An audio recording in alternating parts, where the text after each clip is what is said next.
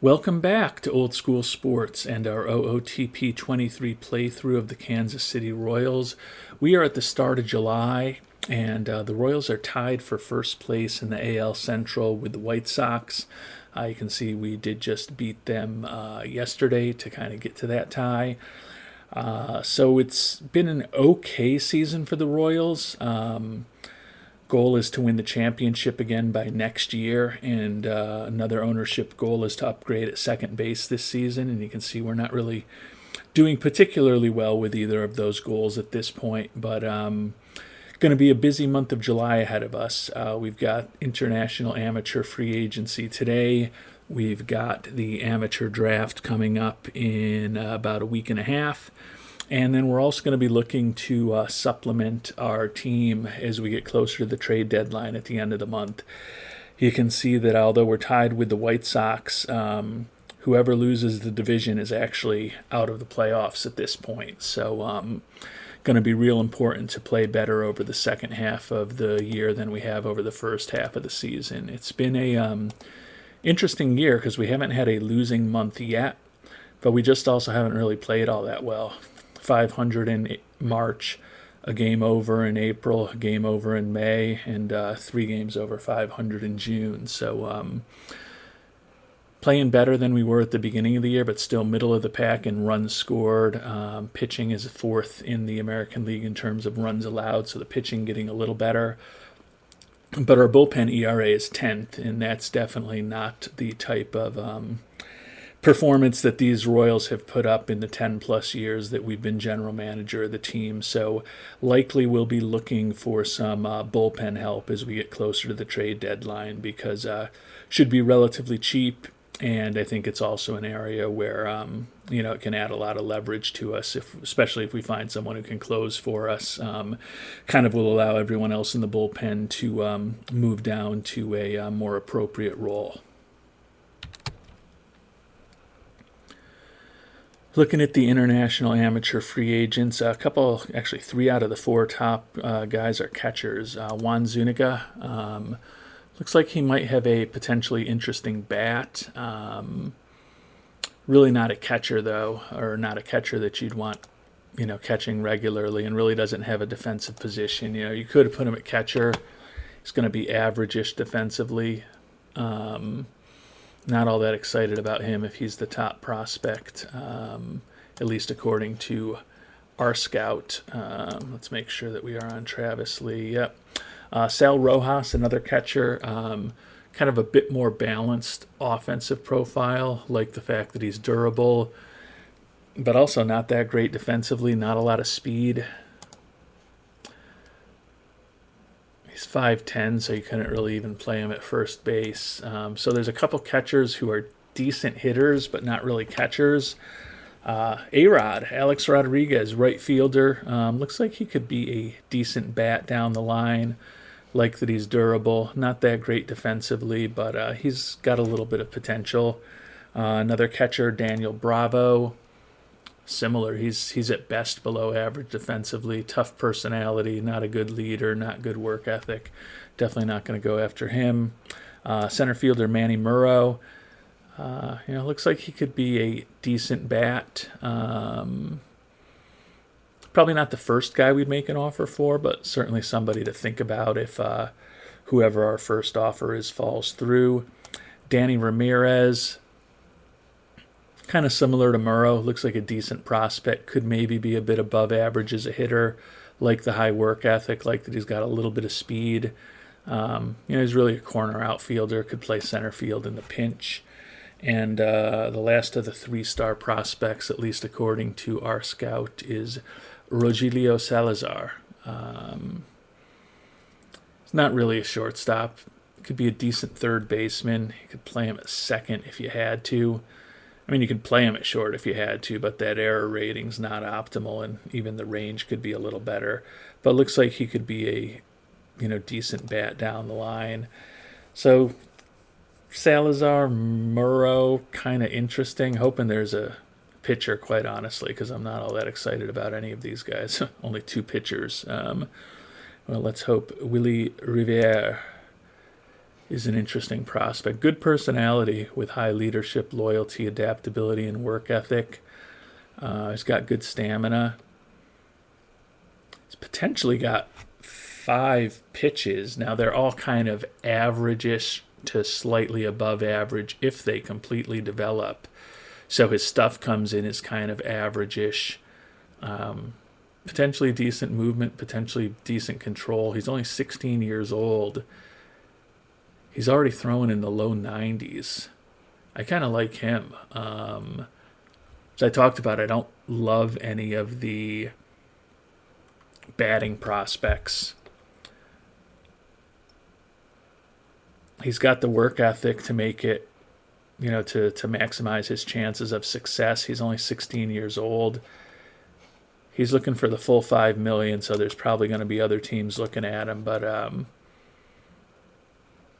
says he really likes our organization and would love to come play for us. But people lie in this game. But we'll offer him the $5 million and see what happens with Willie Fireworks Riviere.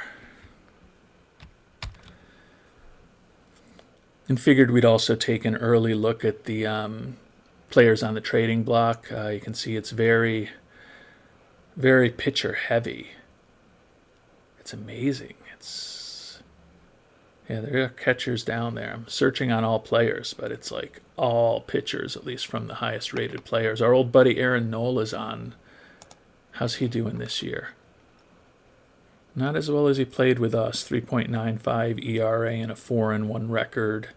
8 starts, 41 innings. So I'm guessing he's had some injury issues too, to only have 8 starts through the middle of the season. Not going to be bringing him on board, but we could look at some of these relievers. Might see if we can put something together. Patino's hurt. Torn UCL, no thank you. But Dustin May, Bobby Johnson, Brusdar Graterol, Yonadon. Yeah, we'll take a look at these guys, see if maybe we can fit something together to get a little bit of help now. The issue is that we're not going to have a ton of money. We don't have a ton of money. We've only got $1.5 million. And I had screwed up ahead of the draft. I just got distracted in the off season, and after we got the supplemental first and second round picks for the departures of Jasmine Diaz and MJ Melendez, I never upgraded my draft slot amounts. I would have liked to put another $2.5 million in there, so we may have to go cheap on the offers that we make to people, and we may also just have to bite the bullet and at some point in the first couple of rounds pick a player who we don't like as much but is only looking for, like, say, $100,000 well below slot to save a little bit of money. So it's unfortunate that we didn't fix that, and then also we just don't have a ton of money. So we're going to want to, if we do find a good trade target, find someone whose team that has them on the trade wire is willing to, that has them on the trade block is willing to retain a good chunk of their contract. So that's probably going to minimize our success rate also, but we're going to spend a little time seeing if we can come up with something here. Joan Adone is kind of interesting. He missed all of last year because of elbow ligament reconstruction surgery, 14 months. So he's just come back relatively recently, and you can see he didn't pitch all that effectively in Syracuse. And he also really hasn't been that good with the Mets. 4.30 ERA over 14 2/3 innings. He has struck out 18, and his Sierra of 2.74 indicates that maybe he's gotten a little bit unlucky. His ERA plus is average-ish, but his FIP minus is still very good. His ratings look like he's still a pretty useful pitcher. His performance makes it look a little more marginal. Brusdar Graterol. He's been solid this year. He's making a lot of money, so he might be a little more difficult to bring on. He also wants to be in the starting rotation, even though he's largely been pitching out of the pen. Those guys are both solid. Bobby Johnson, I may have called him Bobby before when I wasn't looking closely at it. Having a respectable year. Looks like a respectable generic reliever. He's also making a little more at $10 million. And then Dustin May, a little bit less impressive profile than the other guys, not making as much money, but also hasn't been pitching as well over the past year. So I do like the fact that he's a ground ball pitcher that's throwing close to 100 miles an hour. Nobody I love, but May is fragile and Graterol is wrecked. So Bobby Johnson and Yona Dawn, a little more attractive because they're a little healthier. I don't love any of these guys, but we'll see what they're looking for. And we might be able to pick up Adon from the Mets. We asked for what they want to retain 100%, and they're definitely focused on prospects. I don't think there's a single player here who's on our major league team, and they're looking for some big-time prospects like Maxime De La Cruz, the number 2 prospect in baseball, Victor Gomez, who we signed as an international free agent 2 years ago, Bobby Cintrone, another good prospect for us, not hitting much in rookie ball, but he just also only recently turned 20 years old.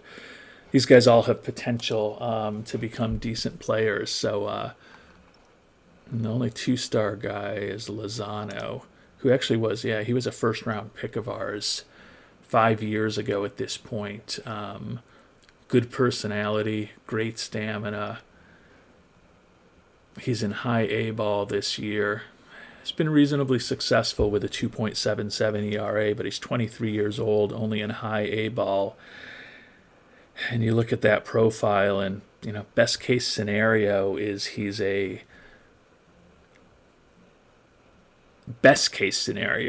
an average major league pitcher. Honestly, he looks like he might be a little below average in the best case scenario for a major leaguer. Sanders, another early pick, a 3rd rounder from 2 seasons ago.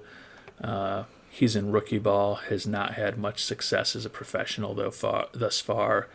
His profile also, he's got a lot of growth. I mean, he is going to turn 20 years old at the end of this month, so he's a lot younger.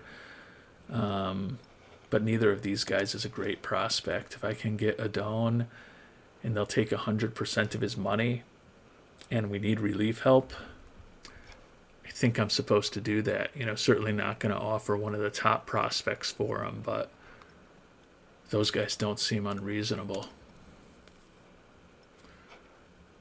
I mean, Lozano's 23 years old, pitching in high A ball, and unless that changeup develops, he's a mediocre reliever at best.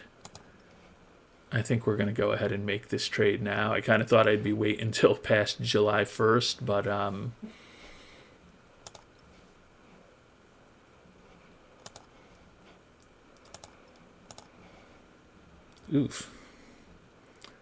Doan over the course of his career has actually been a below average pitcher with an 86 ERA plus and a 102 FIP minus. But he's also started 91 games, and I don't think he's really a starter. But he's had bad years as a starter, and he's had bad years as a reliever. Maybe he's just not as good as I think he is.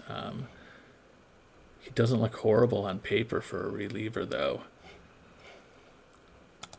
I think we need another arm for the bullpen, and I honestly don't think getting rid of Lozano is all that big a loss. Maybe I'll just see if the Mets will throw in a little cash also. I can't imagine that they will. Yeah, they don't even have enough cash. Yeah, they're in a tough financial situation. That's probably why they're willing to get rid of him. All right. All right, we're not going to spend a lot of time goofing around here. Although I'd still like to get another body. Jordan Rivera, right fielder. Doesn't look all that exciting, but if they throw him in, I'd be happy. Well, they're going to consider it. They're looking for somebody good to add in Rivera, though. Probably got to go down to someone less useful. They have some random relief pitcher. 19-year-old Bernie Montoya. Ooh, he's a reliever, not a great personality. He's got stamina, but he's never going to be a starter. I don't think there's much there with Bernie Montoya, but just not that excited to bring him on board. But I'm going to make this offer, see if we can send them Lozano for Adon and Montoya. We'll submit the offer and see what happens. And the Mets did accept that trade proposal. So we're going to send the prospect Lozano and get Yon Adon and Bernie Montoya in return. I think this helps our bullpen a little bit. I feel like Adon definitely looks better when you look at his profile than he's performed over the course of his career. But I'm willing to take a flyer on him. So we'll complete the trade. They're paying all the money, so it's kind of a no-lose proposition, except for whoever we're going to send down to AAA. Not a good situation for them. And I think we're going to send Haisel Barrow down. He's been a middle reliever for us this year, 30-year-old. He's been fine. 1-0 record with a 4.10 ERA over 52 and 2/3 innings. But we've got options left for him. His profile is very major league average, which is kind of the way he's been pitching. So we're going to send him down to AAA. We're going to put Adon on the roster and see what Nichols wants to do with the staff there. And he's still going to have Bosma as the closer. So Dabovich has come off the IL recently and in the setup role. And then Yon Adon is going to be a middle reliever. So hopefully it helps a little bit. I don't think our bullpen can get any worse, it being 10th in the league in ERA. So hopefully on the margin, the recent addition of Dabovich and then bringing Adon on board works out and helps us out. Some good news for the Royals. Starting pitcher Willie Riviere signed with us for the $5 million. So interested to see how he develops in the coming years. Hopefully he becomes someone who, 7-8 years from now can be a contributing pitcher at the major league level. Typically we go with hitters over pitchers for the international amateur free agents, but in this case we decided to take a flyer on the pitcher.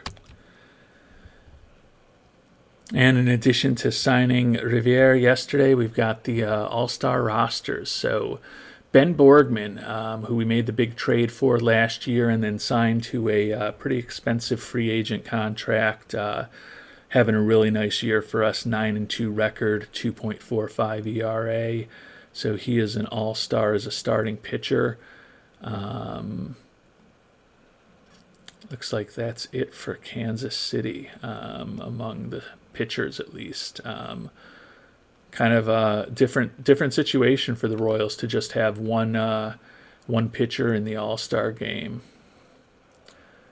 Bobby Witt Jr. Having a really nice year for us, all-star again at third base. Batting .292, 14 homers, 41 ribbies, 17 steals, 138 OPS plus, 3.3 WAR. So typical Bobby Witt Jr. type season. Jacob Guerrero, who we picked up in that trade after we lost Cruz for the year, having a real nice year for us, hitting .285, 17 homers, 50 ribbies, 132 OPS plus, 2.7 WAR. So he has been a very important bat for us. And then, not surprisingly, Alex Vasquez, also an all-star. Once again, having another typical Alex Vasquez season, hitting 311, 20 homers already, 58 runs driven in, 162 OPS plus, 161 WRC plus, and a 3.2 WAR, trying to lead the league in doubles and runs batted in for a third consecutive season. Probably coming up a bit short on both of those, I'm guessing. Yeah, he's way off the leaderboard in ribbies. So probably not going to lead the league in ribbies 3 years in a row unless he really turns things on over the second half of the year. And given that we're a game and a half behind the White Sox, him kind of turning things on over these next 2.5, 3 months would be a really big help. So we've simmed ahead about another week. You can see we're 2.5 games back in the Central, so still just not playing very well at all. But today we are focused on the amateur draft. You can see we've got the last pick of the first round after having the best record in baseball and winning the World Series last year. Obviously not performing nearly as well this season. Looking at the draft order, as I mentioned earlier, we also do have a supplemental first rounder for the loss of Jasmine Diaz.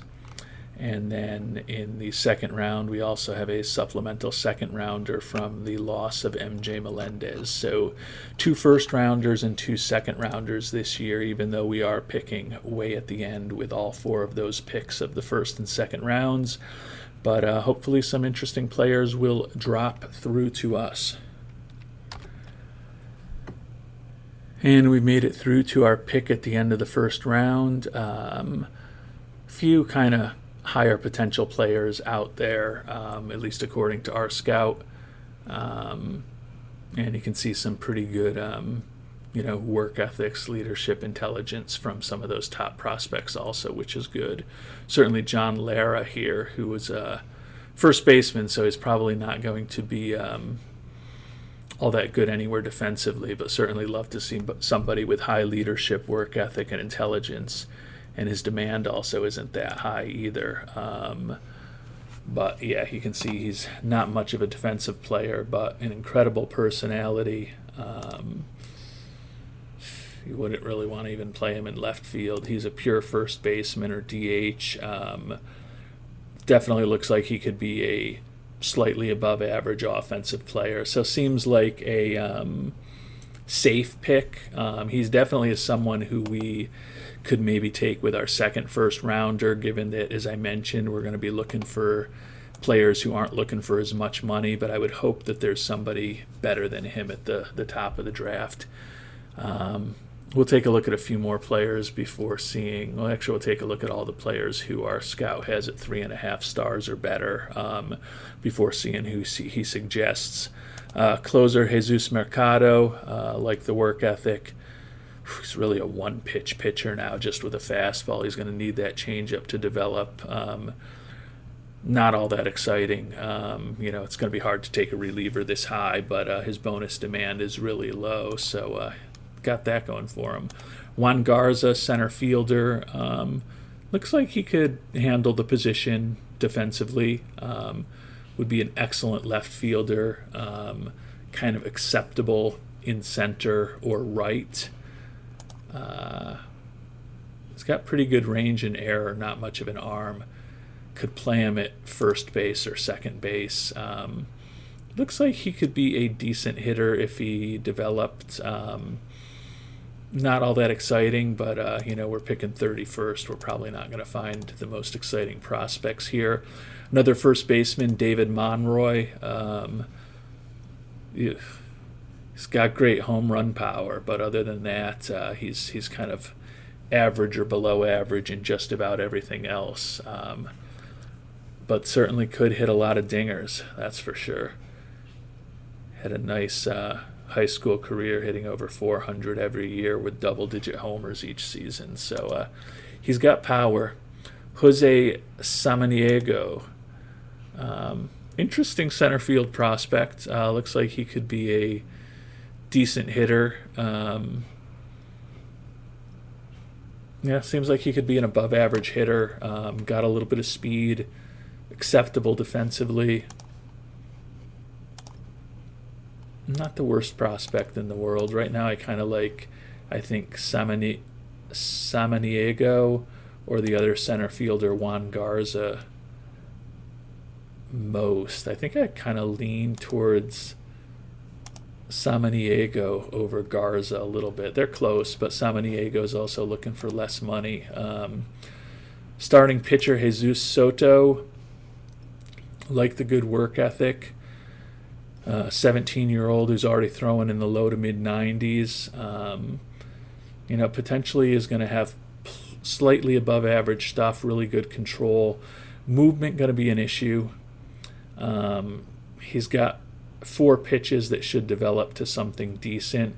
Doesn't seem like the changeup's ever going to be much of anything.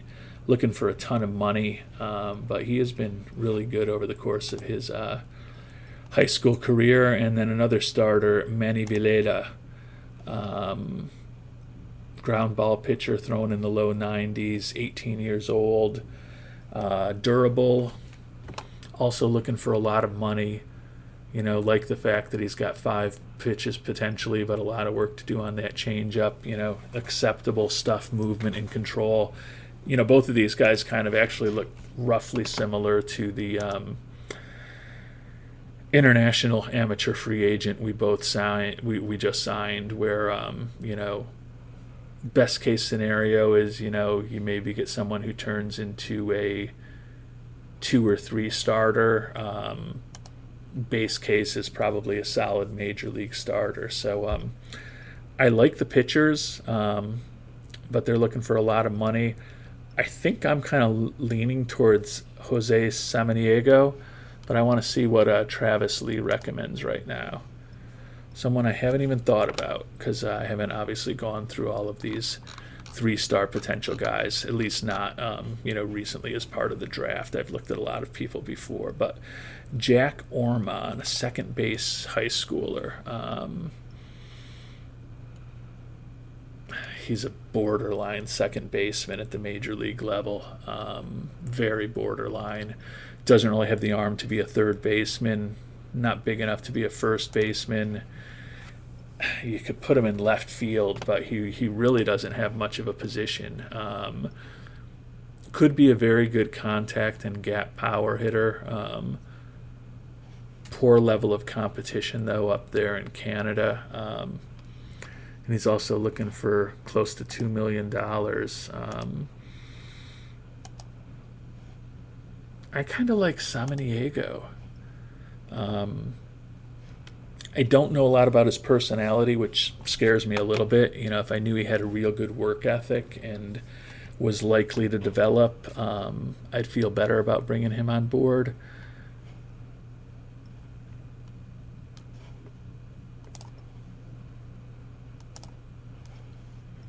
Don't know much about Juan Garza's personality either. I think I'm going to go with Samaniego.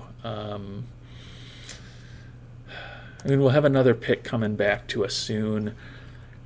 But as I said, it's going to be tough for us financially with the 4 picks in the first 2 rounds and the fact that I didn't reserve enough money. So going for a decent prospect who's looking for a little less money than some people here is probably not the worst thing to do with our first pick. And I do kind of like Samaniego. I think he could be a major league center fielder. You'd want someone better defensively in a perfect world, but he can play the position acceptably with that range and error. And he could be a plus bat if everything develops. So we are going to go ahead and draft Jose Samaniego, move on to our next pick, and can see still a lot of the guys there, including the catcher Garza. Both of the pitchers who are looking for big money are still there too. Scouting director still recommending Jack Ormond, of course, the second baseman from Canada. I'm going to have to spend a little time kind of digging through things right now before making this decision. But I won't subject you to watching me do that. If I had the money, I would take a flyer on one of those starting pitchers, but they're just looking for so much money that it's unlikely I'm going to be able to get him signed. If one of them still is around with my second pick in the second round, and I haven't spent a lot of money potentially on the players that I brought on board, may take a flyer on one of them.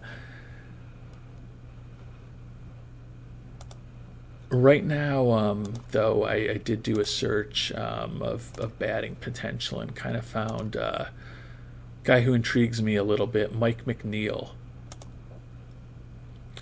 He's a college player, already 21 years old, but you can see he's pretty well developed already. You wouldn't want him in the majors right now at the age of 21, but he's not that far away. He's not looking for a lot of money, only $1 million. He's a corner outfielder, a left fielder, a right fielder, which is fine, but I think he could definitely be a fourth outfielder at the major league level. And if he kind of fully develops and he gets to that 65 contact, 60 home run power, 65 avoiding Ks, he could definitely be a solid starting left or right fielder. I don't necessarily love going back-to-back outfielders, but I think he's got the most balanced hitting profile of anyone out there. I guess Jose Orevalo, catcher, pretty balanced profile also, but I don't really want to have a 50-50 guy as my catcher defensively. He could play a corner outfield spot, but not that well, and he's also looking for more money. So I'm going to go ahead and make an offer, or not make an offer, but draft Mike Mcneal with our supplemental pick, and we are going to move on to the second round and see who's available. And all of the big guys are off the board now, so it'll be interesting to see who Travis Lee suggests for us. Eddie Vizcaino, shortstop, high schooler.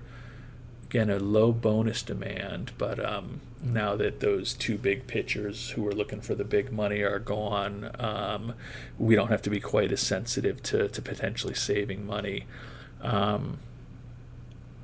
If everything develops, Vizcaino's got a decent batting profile. Not going to hit for a ton of power, but kind of average to above average in everything else. Not even 18 years old yet. He's listed as a shortstop. He's a second baseman. You could play him. Actually, he's probably more a third baseman than a second baseman. I think you'd want kind of, in a perfect world, higher range and higher error for a second baseman. But in a perfect world, you'd want a bigger arm for a third baseman too. But I say he's an acceptable second baseman or third baseman. He could also play left field or right field for you. So somewhat versatile defensively. Looks like he could be a decent hitter. I'm going to dig in a little more before just assuming that Travis Lee has it right. And I looked through all of the kind of three-star guys who are still out there, at least according to our scout. And then when you look at OOTP, there's a lot of variation in what they think. There's still a 4.5-star catcher prospect, John Holguin, out there, according to the OOTP Scouting Association, who below average defensively, but looks like he'd be a decent hitter without much power. But our scout thinks a lot less of him, and I trust our scout over the OOTP Scouting Association. I kind of think he's right with Eddie Vizcaino. Not a great prospect, but we're picking at the end of the second round. His bonus demand is only $250,000, so we're going to go ahead and meet the demand and pick up Eddie Vizcaino. And we'll have another pick again real shortly. You can see a lot of the same players still out there. Travis Lee is recommending we go with Alfredo Mena, another shortstop. I had looked at him when I was looking at Vizcaino. Clearly like the glove for Mena better. Don't love that he's not the best leader. Just don't think he's ever going to really hit enough. I mean, he could be a utility infielder. If he completely develops, he is a great utility infielder with that defensive skill. and that's worth something. Is it worth a second-round draft choice? I think I'd like to find someone a little better than Mena, but I don't know if I will. But I'm going to try. And I think I'm going to go with the recommendation from Travis Lee for Mena. I really like the glove. I think obviously he's got to develop, but he's 21 years old. He's decently developed at this point. Probably going to be an A-ball in not too long. And I think he's got value as a utility infielder if he just develops 80% of his potential. The other guy I was thinking about was Mario Tolka, closer prospect. Like the high work ethic, another college player, not too far from being ready for the majors, but don't love him. His bonus demand is really low, which I like. If Tolka's still around in the third round, would definitely think about bringing him on board. But right now we are going to go ahead and pick Alfredo Mena. So 2 outfielders in the first round and 2 shortstops in the second round.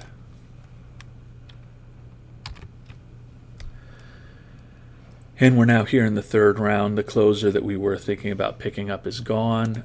Scouting director recommends we take Jesus Trinidad, a high school center fielder. Not the greatest personality. Looks like he could be a pretty nice defensive center fielder. Going to be a below average hitter, just simply because of the lack of home run power, kind of average-ish otherwise. Does have pretty good speed, decent base runner. Not a horrible prospect, but also not one that I get incredibly excited about. Given that I've gone 4 straight picks without a pitcher, in a perfect world, I'd like to bring a guy on board who can potentially help our pitching staff down the line, but whether I can find that person is questionable. And Trinidad is a fine prospect. We've already picked a couple of outfielders. I'm kind of leaning towards Jorge Arevalo, catcher. I think we talked about him a while back. He's very average defensively. The definition of average defensively, with 50 ability and 50 arm. Looks like he could be maybe a slightly above average major league hitter. You could play him in left field if you needed to. I don't love him. He's also looking for a lot of money. Maybe I'm talking myself out of him. Don't love Trinidad either. I do like his speed and his base running skill and his good defensive skills. And other than the home run power, actually, I'm going to go back and do what Travis Lee suggested. I'm going to go ahead and pick up Trinidad here in the third round. Move on to the fourth round. Arevalo is still there. Scouting to recommend who goes with Hans Gronkshare. Starting pitching prospect, like the work ethic, good at holding runners. He's got a lot of work to do with those 3 pitches. And if one of those 3 pitches doesn't develop, he's a reliever, and probably not all that great a reliever at that. Interesting prospect, but not all that exciting. Only 2 3-star potential guys, according to our scout, left. Arevalo, who we talked about, and then Jonathan Rivera. Just doesn't have a lot of movement on his pitches. Could have nasty stuff. Changeup's obviously not going to develop. He's a pure reliever, but could have a really good fastball and curve. Good control. He's only 18 years old, so he's throwing in the low 90s already. If that increases, can maybe get away with the below average movement. Not incredibly excited about either of them, quite honestly. I think I'm going to go with Arevalo. I was close to taking him last round. I don't love him as a prospect. He's looking for a good chunk of money, but we've gone so cheap with the players that we've picked so far. We can kind of afford him. Best case scenario is he's a backup catcher who can hit a little bit. I don't think we'd want him playing every day. He could in a pinch. But he's not the worst prospect in the world. So we're going to go ahead and draft Arevalo here in the 4th round. Moving on to the 5th round. Scouting director now recommending Alex Simmons, high school relief pitcher. Nasty stuff, but he does not know where it's going to go. Not good work ethic, not good leadership. Hopefully we can find somebody better than him. Taking a look at all the batting prospects, I think we're going to go with Mario Horton. Has a pretty balanced profile. Not the best personality, but at least he doesn't have a low work ethic. Like the fact that he's durable. Just seems like a player who could actually be somewhat useful offensively, which at this point in the draft, willing to take a flyer on him. So we're going to go with Mario Horton, draft him. Move on to the 6th round. Back to Hans Gronkjaer, still on the market, and that's still who Travis Lee's suggesting we pick up right now. I would like to kind of get a pitcher at this point.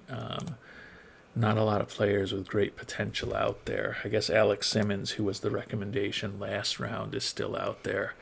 I just don't like that personality and the fact that his control is just never going to be that good.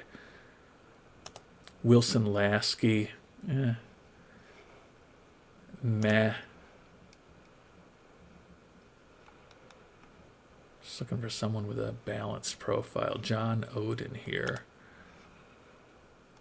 Kind of balanced, not great movement, got a lot of work to do. He is a high schooler.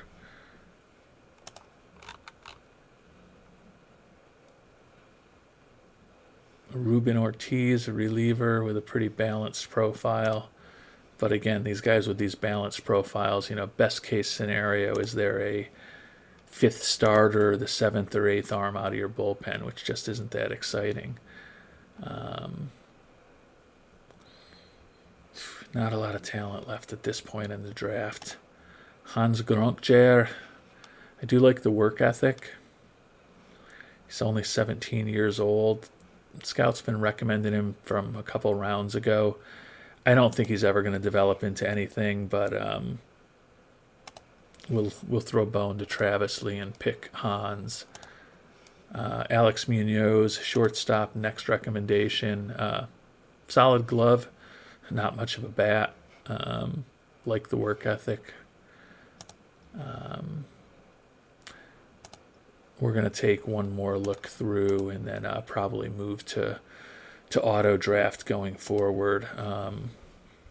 Wilson Lasky with the stuff is a little more interesting. We're at the point where we can certainly be picking relievers. I think we're just going to go quantity with now. We'll take Wilson Lasky here, draft him, move to our next pick. Scouting director recommends Jose Maldonado, a left fielder out of Stanford. Not all that exciting.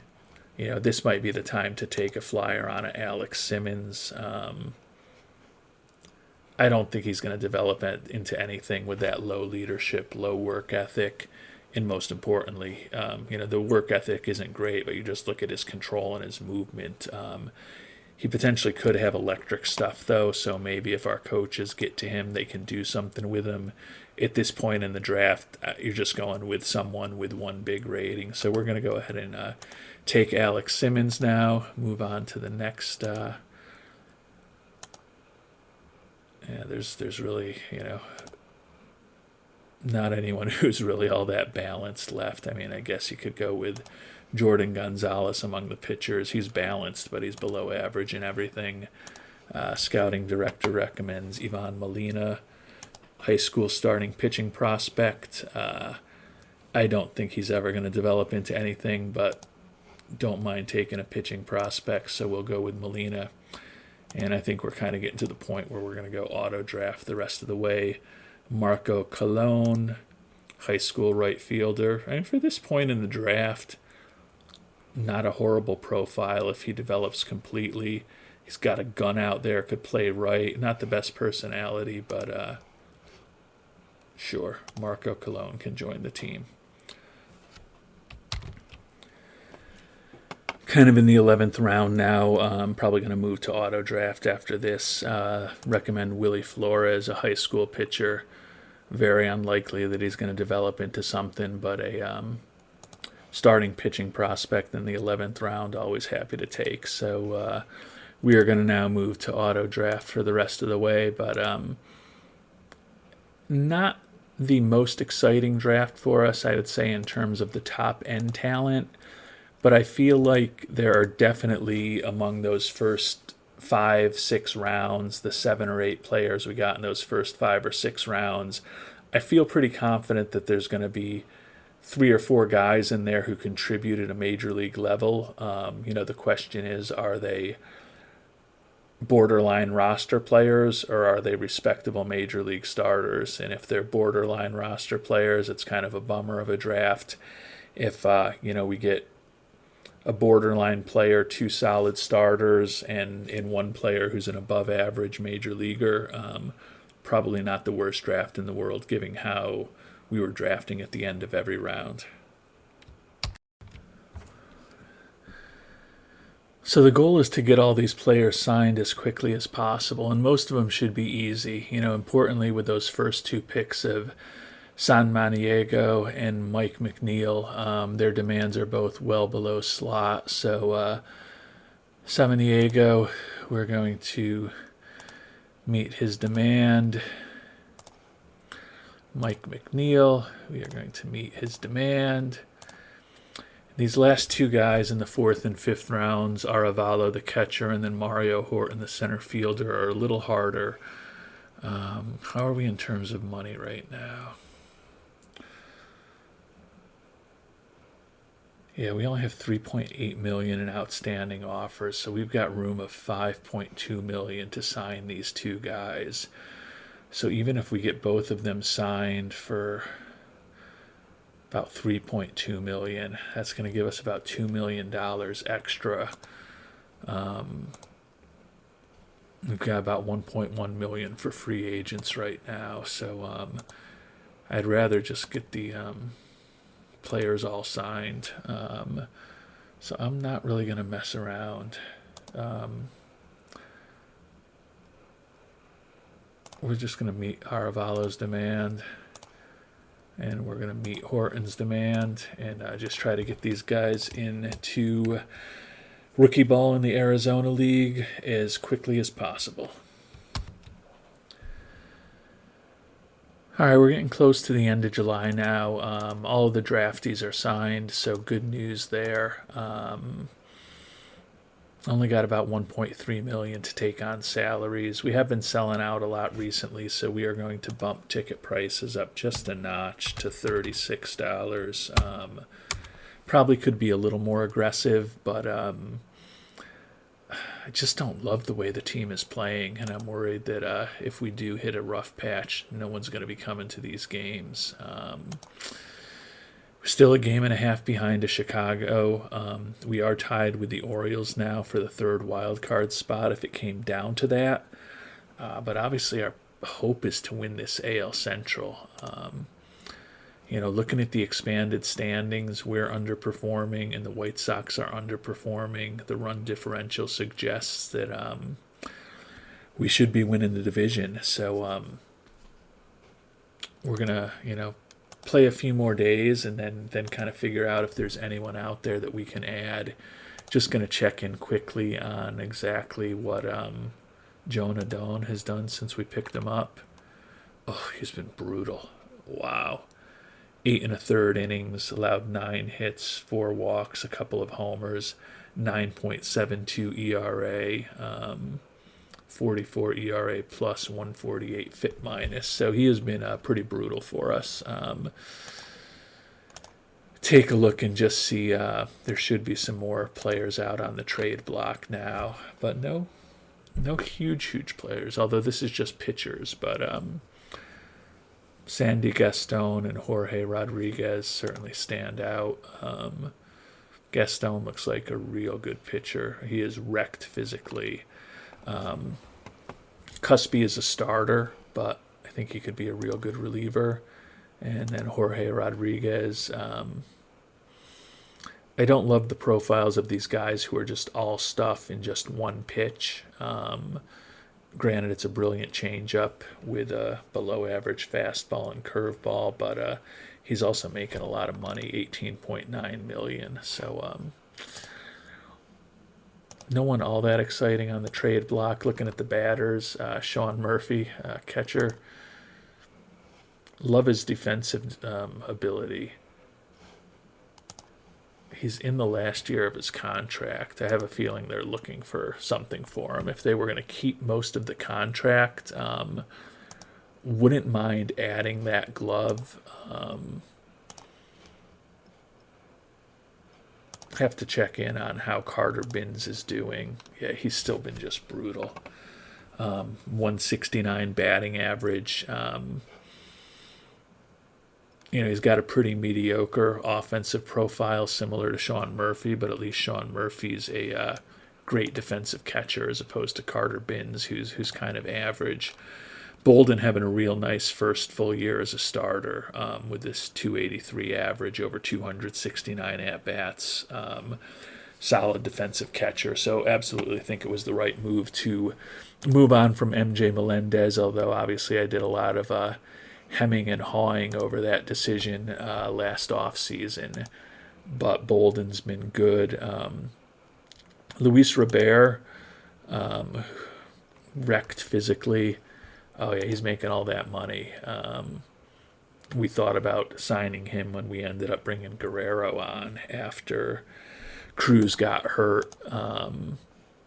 I'm sure they would give him away for just about anything if people would take on his contract. Oh, he doesn't even want to come to us, so I won't even see what they need to look.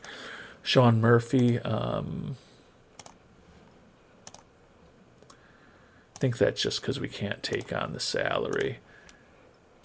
I'm sure they don't want to keep 100% of his salary, but they would actually entertain that. So Sean Murphy...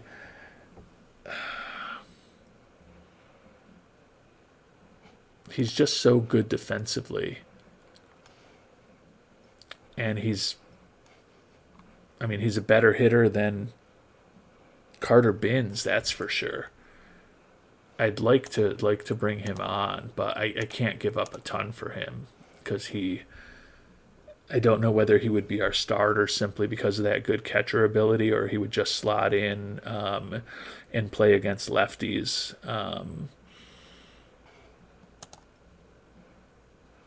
But clearly not going to trade Guerrero, Lagerwell, or Vasquez for him, that's for sure. We'll kind of, let things evolve over the next few days before, there's nobody out there that I'm just incredibly bulled up upon that I feel that I just have to have on the team right now. Could still look to upgrade at second base. Our old buddy Tim Anderson is out there. He'd still be an upgrade over Ricardo Cabrera, at least as far as his bat at second base. Hasn't been as successful the last 2 years since he left us. 89 OPS plus and 78 OPS plus. But when we check in on what Ricardo Cabrera has done this year, well, same neighborhood, honestly, 75 OPS plus. I'd like to throw ownership a bone and maybe upgrade that second base position like they want. We tried to do that last year with Corey Seager, and he actually played pretty well in the minimal amount of games he played for us during the regular season, but was just hurt so much.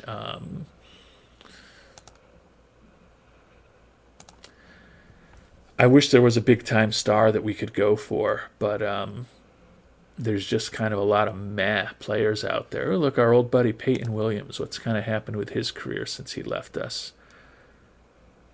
Hasn't been all that exciting. batting $165 this year for the Phillies with 6 homers and 103 at bats.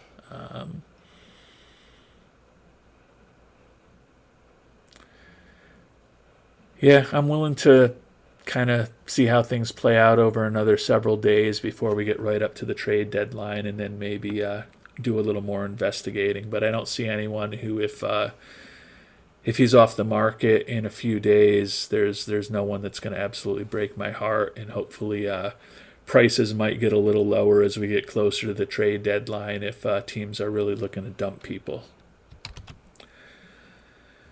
All right, we've simmed ahead a few more days till July 29th. Still kind of win one, lose one for the Royals. 59 and 52, 2 games behind the White Sox in the AL Central, and we're a half game out of the wild card. So feel like I still need to do something to get this team. Get a spark to this team. It's just been a very blah season for the Royals. We're up to 6th in the league in runs scored. Still 4th in runs allowed. Our bullpen ERA, I said I didn't think it could get any worse, and it's moved from 10th to 11th. So we're still a little better offensively than we are defensively, although we're last in the AL in home runs, but pretty good at manufacturing runs. And we're pretty good at keeping runs from scoring. I mean, honestly, if you're 6th in runs scored and you're 4th in runs allowed, and there's 6 teams in the playoffs, should have a pretty good chance of making the playoffs, putting up numbers like that. But right now, if the season was over, we'd be on the outside looking in. So I'd like to find help on both sides, offensively and with pitchers, but we don't have a lot of money to take on contracts, so it's going to be interesting to see if we can pull something off. There are just real slim pickings out there. We talked about Sandy Gaston from the Cardinals. Like his stuff, like his movement, not great control. He's wrecked physically, not making a ton of money, and they'll retain the contract. You look at him over the course of his career, though, and he's been a below average pitcher. Didn't make it to the majors until his mid-20s and has been kind of up and down over the course of his career. He's wrecked physically, and he hasn't been all that great, but I like the fact that he throws close to 100 miles an hour.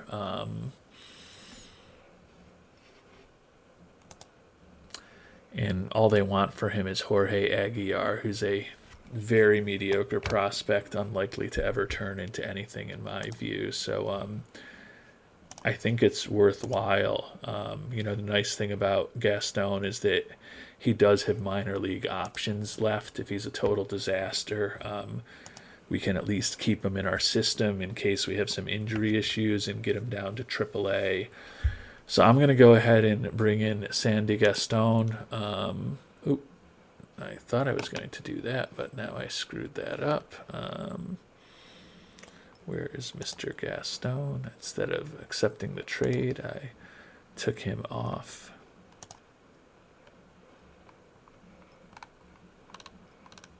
Is he not even on their major league roster? Explains why they're so eager to get rid of him.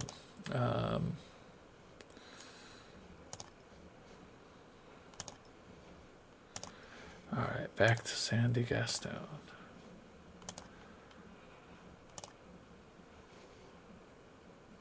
Now I forget who I had offered for him. All right, we're back here. Jorge Aguilar, we will be sending you for Sandy Gaston. We're going to go ahead and complete that trade. Going to have to clear out some more space in the major league roster. Doan, I guess, has pitched better in his last outing to get his ERA down to 7.71. Still not pretty. I think we're going to send Bob Williams down. He's still got some work to do on his changeup and his fastball. He's 24 years old. He's put up a 4.90 ERA this year. I'm not sure how much he's really going to learn in AAA, but if he can continue to work on that changeup and fastball there, I think I'm going to kind of set him down. He hasn't been great. I don't know if, honestly, don't know that Sandy Gaston is going to be any better, but with Williams having pitched close to a 5 ERA, he probably can't be that much worse. Yeah, and I mean, I think we're making the right moves. You can see that Gaston and Jonah Dunn are both kind of listed as the setup guys by Byron Nichols, so I feel like we're helping our bullpen. Just got to start seeing that in the results. The other guy I was kind of intrigued by, who I talked about earlier, was Sean Murphy. I've tried piecing together a trade for him, and I just can't get anywhere. I mean, I can get a trade done, but I'm just going to have to give up a ton for him. And I don't think that makes sense for someone who I'm thinking is my backup catcher, even though he's great defensively. Could we bring on Tim Anderson as kind of a utility infielder? What are they looking for him? Dylan Cruz or Caleb Lagerwell? No thanks. But that could just be because of the money.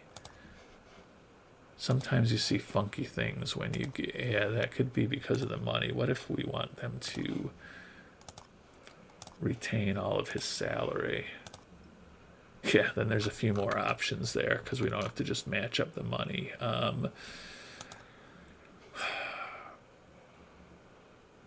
I think Tim Anderson could help us coming off the bench.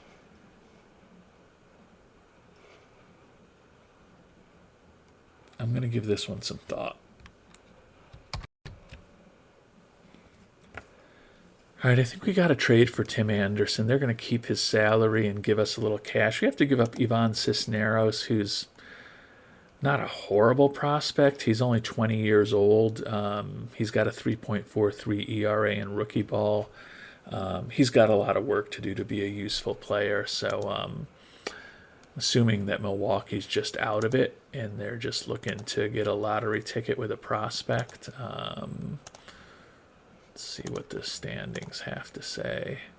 Yeah, Milwaukee is the second worst team in baseball, better than only the Oakland A's. So they're just trying to dump everyone they can and I guess take a lottery ticket on Cisneros. So I think we've got room for Anderson on the team too because and again, I don't know if Anderson is actually going to take over as a starter at second base for Ricardo Cabrera. Definitely marginal. Like I said, I think he might be a little bit of a better bat than Cabrera. He's not quite as good defensively. I don't think he's going to take over for Nicky Lopez at short. Although the one year that Nicky Lopez was gone, Tim Anderson was our starting shortstop. But Sal Stewart has just been such a disaster since we traded for him last year, hitting just $177, and he's had close to 200 at-bats. His profile's not horrible, but I honestly feel like we're upgrading the bat with Anderson and the glove with Anderson in terms of versatility and quality compared to Sal Stewart. Sal Stewart still has options, so even if Tim Anderson isn't starting for us, he can't be worse than Sal Stewart's been. So we're going to go ahead and complete this trade. Fans happy to have him back, which is good because ever since we jacked up prices a little bit, we haven't been selling out quite as much. So always good to get a little fan interest bump.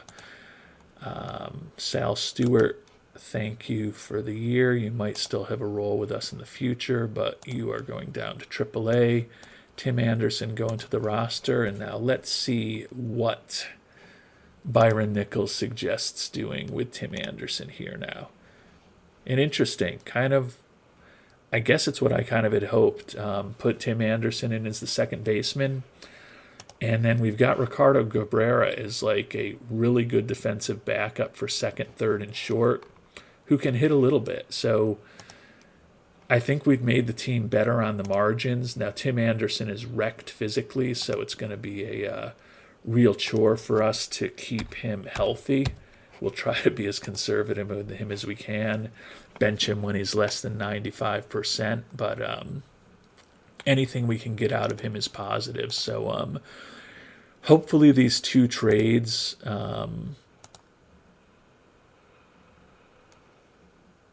picking up Gaston and now picking up Tim Anderson help us on the margin. I'd still like to do something else. I think I'm going to check in 2 days from now at the end of the trade deadline, or when we're right up against the trade deadline, just to see if maybe the price on Sean Murphy has come down a bit, or if there's anyone else out there that looks interesting. I don't feel like either of these moves are going to move the needle significantly, but we're close enough right now that we just need a tiny push in the right direction. And I think our bullpen is a little better than it was, and I think our infield is a little better than it was. So hopefully they'll help us. And we made it to the trade deadline. Tim Anderson already hurt, but fortunately just back spasms, not going to have a big impact on him. But we're just not playing well this year. It's been a brutal season. 3 games out now, lost 3 in a row, a game and a half out of the wild card. Despite the fact that Borgman and Vanasco, the 2 guys that we brought back as potential free agents, are 2nd and 3rd in the league in ERA. They are definitely living up to everything we would have hoped. Tyler Bosma tied for 2nd in the league in saves. Bobby Witt Jr. tied for 2nd in batter war. So we're having some good years. It's just been such a sloppy season for these Royals. We got 1 game left here in July.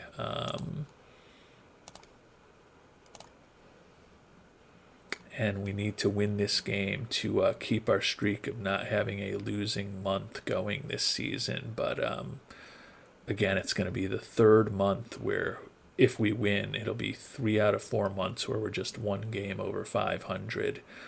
And then June, when we were 3 games over 500, was when we were playing our best.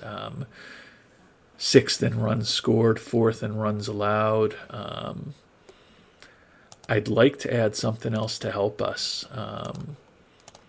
We've still got money with the fact that we had both of those guys come on and their teams kept their contracts. So we've got the ability to take on some salary. It's just there's not really anyone that we want to bring on. All right, I've got a deal together for Sean Murphy, and I've been breaking my brain. The amount of time I've put into this is kind of silly, because I don't know if I should do it or not. We need them to retain 60% to be able to fit him. Obviously an excellent defensive catcher, really good arm, not great offensively. Putting up a 114 OPS plus this season, which is real good. Over the course of his career, he's had a 96 OPS plus, 98 WRC plus. So, he's an average-ish hitter at best. We have to give up Carter Binns, which is fine. That's the person whose spot he'd be taking, and Carter Binns over the course of his career has been a less effective offensive player, and he's also not as good defensively. So we're certainly getting an upgrade at catcher, but we have to give up a lot to bring Murphy on board for 2 months. Now he'll give us a little bit better bat for our backup catcher, and with his great glove, that's going to help our pitching staff. And there's, I guess, a chance that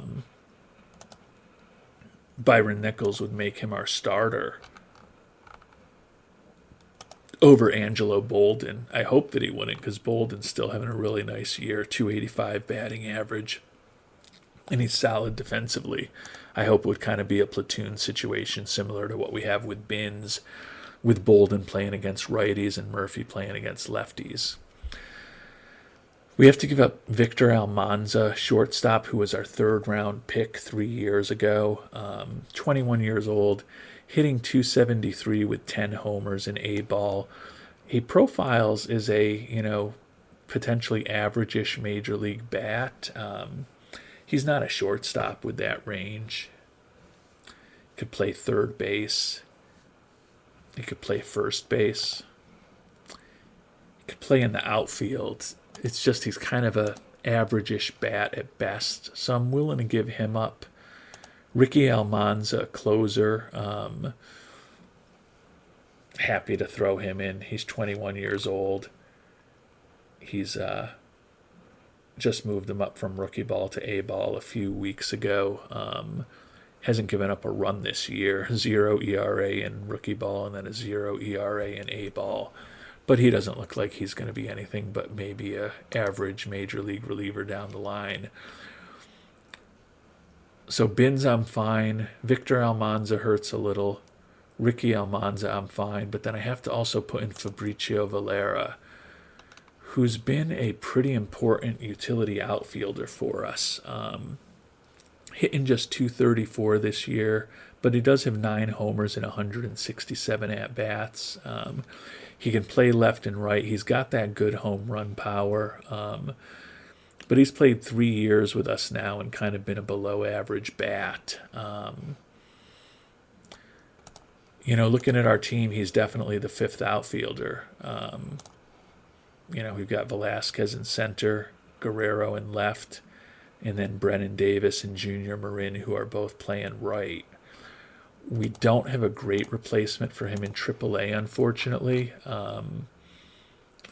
We've had Christian Rodriguez up. He's not as good a bat, I don't think, as Valera is. I mean, he's been brutal in his limited playing time at the major league level. Put up a 24 OPS plus for Miami last year and was 27 with us this year. To be fair, there's only 17 at-bats each time. He's better defensively than Valera, so he would be one guy to consider bringing up.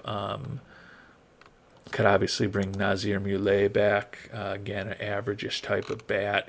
He's had a little more success at the major league level. And then another guy that we could bring up is to bring Sal Stewart back up, who hasn't hit at all. But you can see he did go 3 for 4 in his one game in Omaha since we sent him down. So I think we do have options. I've got to get this team into the playoffs. And I think bringing Murphy on board would help us get there. And as I talk through this, Binns I'm happy to get rid of. Murphy's an upgrade from Binns, both offensively and defensively. Ricky Almanza doesn't bother me. Victor Almanza, best case scenario, I think is an average offensive player. And I feel like as I've talked this through, although I'll miss Fabricio Valera, he's a 5th outfielder. He's played a lot for us this year because of injuries, but I think that we've got people down in the minors who can give us everything he's given us this year. So we're going to go ahead and make this trade and bring on Sean Murphy. Upset that we lost Carter Binns' leadership. The fans are excited that we brought Sean Murphy on board, though. Wow, huge bump in fan interest. So that will help with the increase we had in ticket prices. Hopefully it will also help our performance on the field. It's going to be real interesting to see what Byron Nichols does with this lineup. So Sean Murphy is in, and we also need to bring up outfielder. I think it's going to be Nazir Muley. He's had more success at the major league level this year than Christian Rodriguez, so we'll put Muley up. And now the big question is, I think I want Bolden to keep playing against righties, and I want Sean Murphy to be playing against lefties. I think it's possible because Murphy's so good defensively that Byron Nichols is just going to make him the starter over Bolden, but let's see. Yep. he's put Sean Murphy in as the starter against both righties and lefties.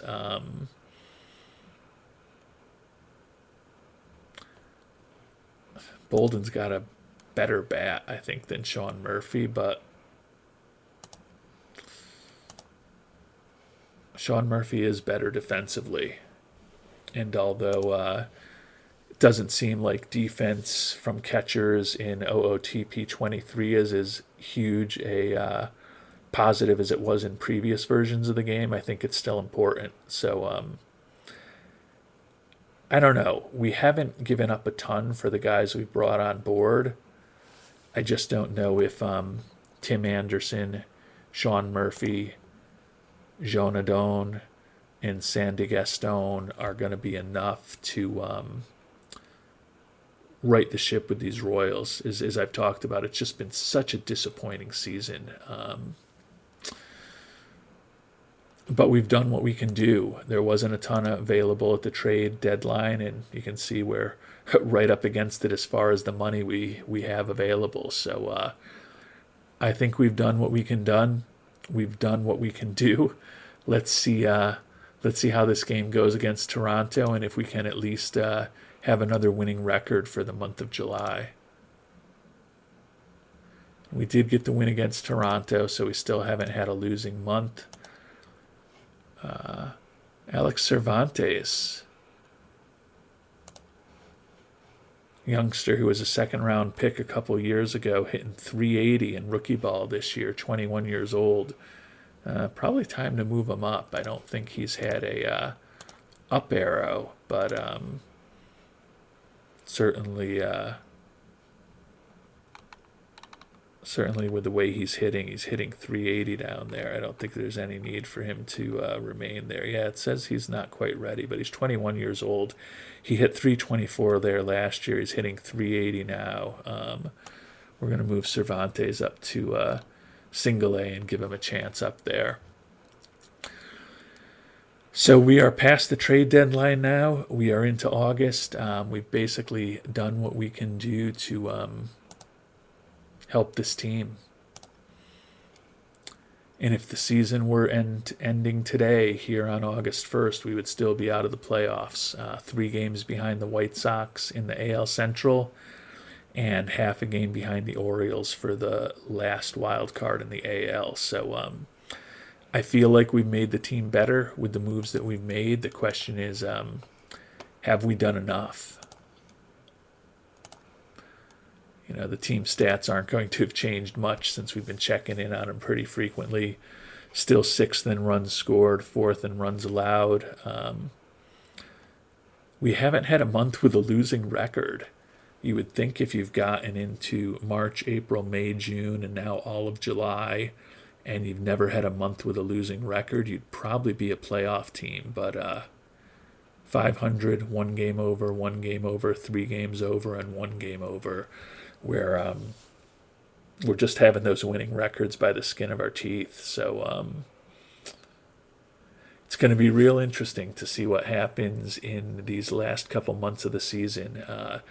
Absolutely want to get back into the playoffs, especially with the moves we made to bring on some veterans. And certainly anytime you win a World Series, you want to at least get back into the playoffs to try to defend it. You know, you don't want to just not even make it into the postseason. So Royals have a lot of work to do over these final couple months of the season, and we will see how they go in our next episode. Until then, if you've got thoughts on the trades, we'd love to hear them down below. And thank you so much for watching. Hope you have a great day.